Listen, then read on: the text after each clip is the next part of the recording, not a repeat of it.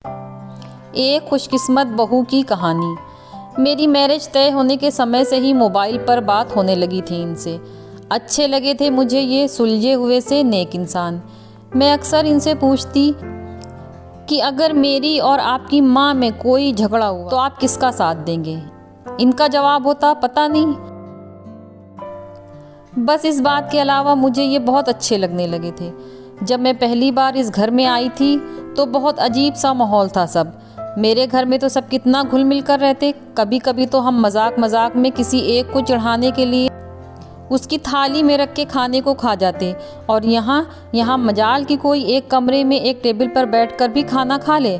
सब राजा बाबू, सबको अपने अपने कमरे में खाने। इनकी माँ से बड़ा डर लगता मुझे, जाने कब टोक दें। मैं कभी भी सुबह सुबह उठने की आदी नहीं थी, पर यहाँ नियम से जल्दी उठ जाती। एक बार देर से नींद खुली तो देखा सासू माँ किचन में नाश्ता बना।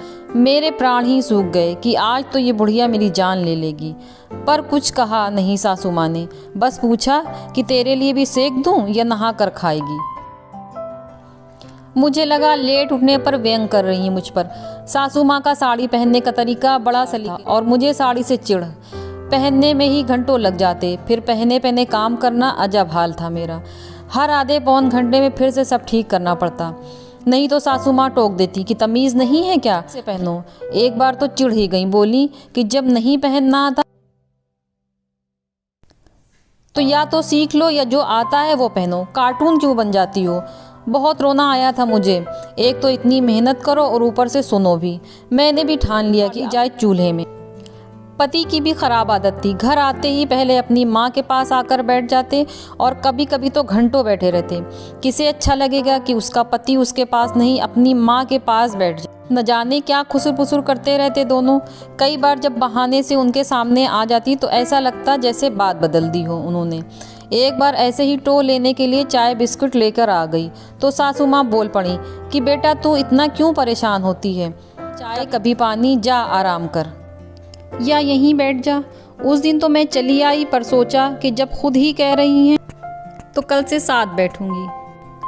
साथ बैठी तो लगा ये लोग तो फालतू बातें करते रहते हैं या मेरे सामने ही ऐसे बन रहे। जब मेरी बेबी होने वाला था तो डरते डरते पूछा था कि बच्चे का क्या नाम रखेंगे माँ।